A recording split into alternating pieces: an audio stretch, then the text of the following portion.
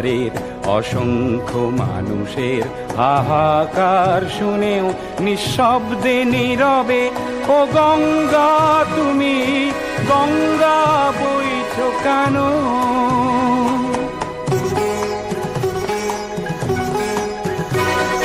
নৈতিকতার স্খলন দেখেও মানবতার পতন দেখেও নির্লজ্জ অলস ভাবে বইছো কেন?